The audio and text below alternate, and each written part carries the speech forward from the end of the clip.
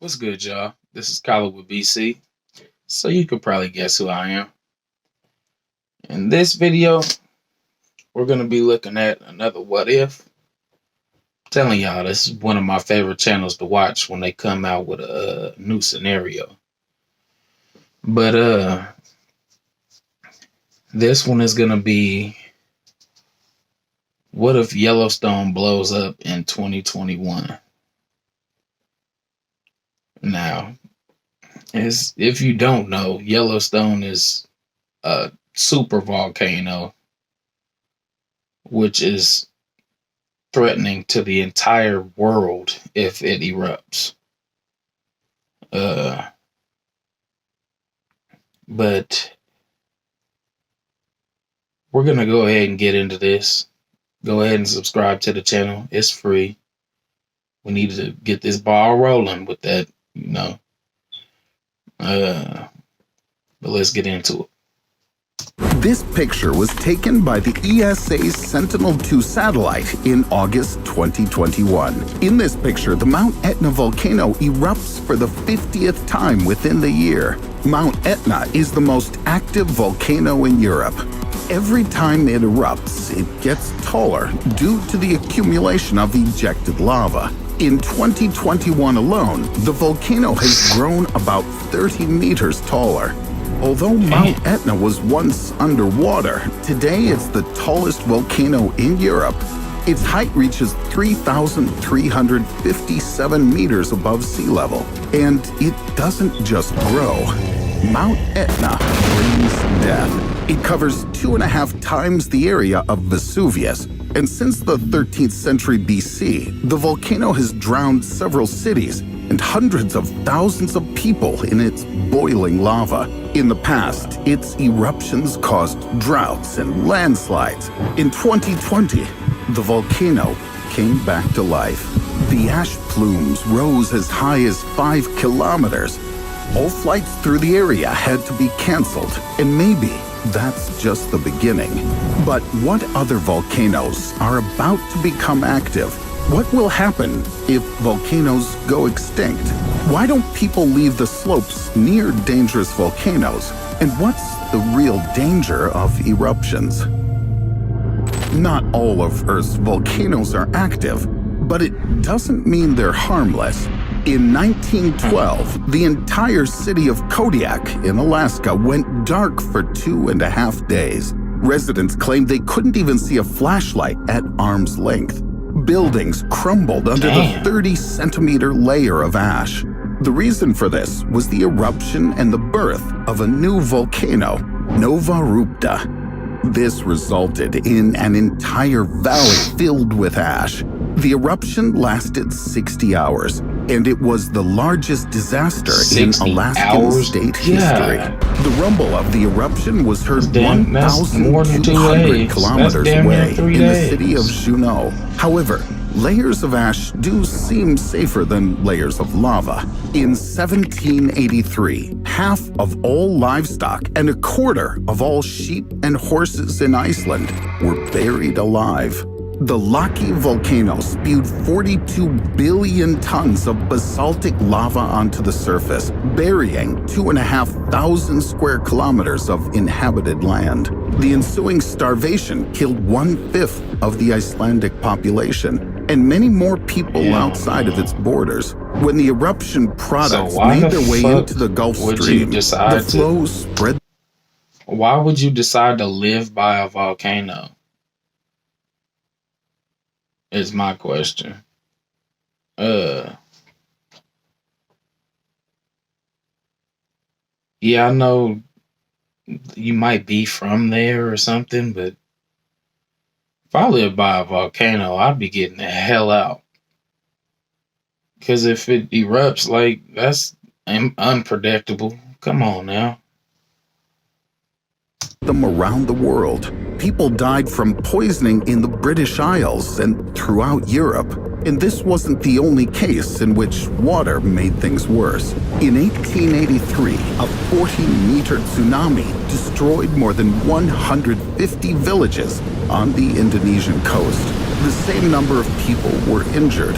The tsunami was caused by a shockwave induced by the eruption of the Krakatoa volcano. It was the loudest noise that was ever heard in recorded history. The sound traveled a distance of more than 4,800 kilometers from the volcano. Atmospheric shockwaves circled the Earth 7 times and were still felt 5 days later. The total number of fatalities was at least 36,000. Today, these volcanoes are dormant. However, even all 3 of them put together are not as destructive as one supervolcano. The thing about That's exactly what I was about to say. That shit happened, but those weren't even super volcanoes. Wow. Just imagine if you heard that sound from 4,000 kilometers away. I don't know exactly. That's roughly the same amount of miles, I think. Just imagine what you would hear from a super volcano. Like, it'd probably blow your eardrums out or something. Like, about supervolcanoes is that their eruptions can lead to apocalyptic changes on the planet. The hazard of a supervolcano eruption is comparable to an asteroid impact.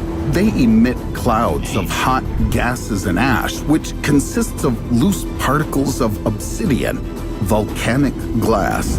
When it's released into the environment, all that material creates a kind of reflective screen that barely allows light to pass through. The planet simply freezes.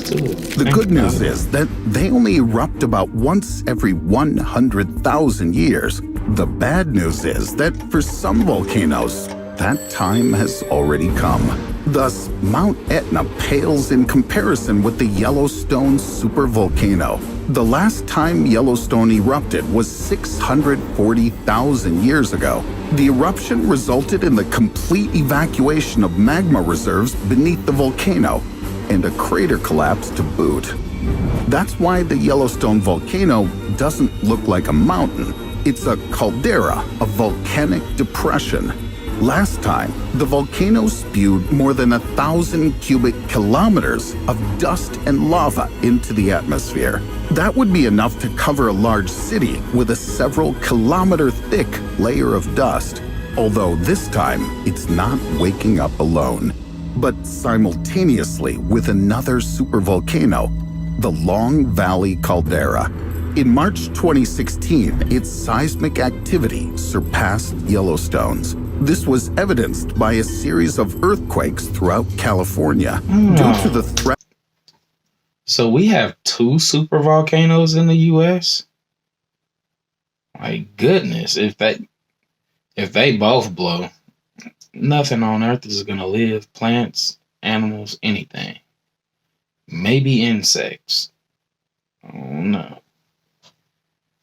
Of a super eruption, the U.S. government, under NASA's auspices, is funding projects to prevent it. One of the ideas brought forward is to cool the magma beneath Yellowstone by drilling holes and injecting water. But why is it better for us if volcanoes keep erupting? Without volcanoes, there would be much less destruction on Earth. But active volcanoes are a good sign that there's still some energy within the planet. The eruptions release the heat that the Earth accumulated at the very beginning of its formation. The Earth is gradually cooling down, and it's better not to hurry this along. If the volcanoes stop erupting, agriculture will come to an end. That's because, together with the lava, a large amount of soil nutrients, such as metals, salts, and minerals, come to the surface. No minerals would mean no new calcium, iron, sodium, or potassium. Without them, fertile soils will be depleted. That's why people don't leave the slopes of Mount Etna, and why they return there after eruptions. The slopes are just too fertile to leave. In addition, without volcanoes, there would be no copper, zinc, gold, or platinum, and the jewelry, electronic, and electrical industries would collapse. A stone age would reign once again in the world. So silver and gold and etc. comes from volcanoes? I didn't know that. Hold on. What about in... Well, I guess they did say in Alaska, didn't they? Huh. It's new information to me. But that's not the worst part. The scariest part is that volcanoes play a crucial role in the carbon cycle. Disrupting its flow would kill all plants, and without new plants, there'd be no oxygen. If volcanoes stop erupting, all living things will slowly start dying. In this regard, the Earth would become like its lifeless planetary neighbors. The thing is that a volcanic eruption is the result of tectonic plate movement. Tectonic activity is essential for life. For example, most of Venus is composed of basaltic rocks once ejected with lava.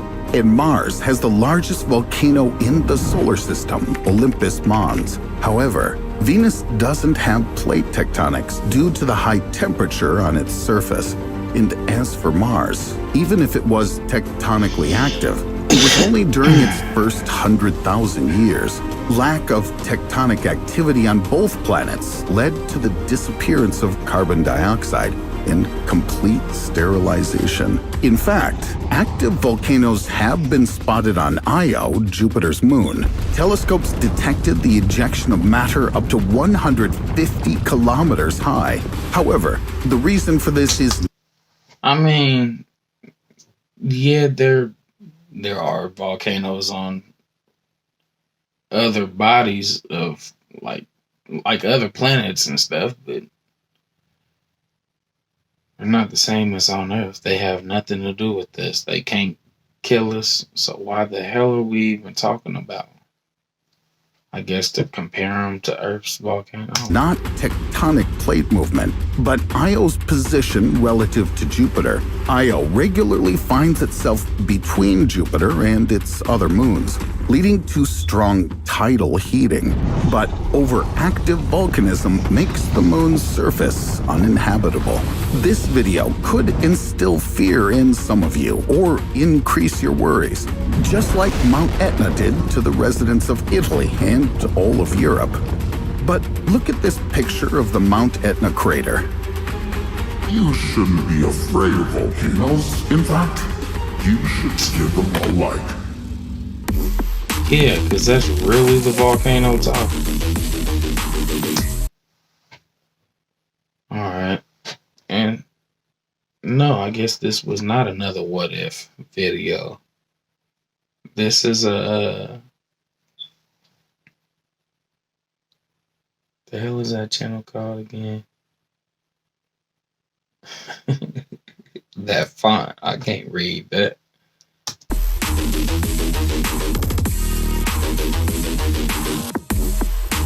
Well, anyways, if you know the logo, then that's it. Shit, it's not what if. But yeah, I learned a couple new facts in that. And it is interesting. I thought the only thing that was like precious that came from volcanoes was gems and diamonds and shit like that. But I guess I was wrong. Anyways, subscribe to the channel. Let's get the ball rolling on that. Like this video, as you already should have. And comment. What would you do if a super volcano erupted? Would you live next to a volcano? Like, I couldn't picture myself doing it. That's just tragedy waiting to happen.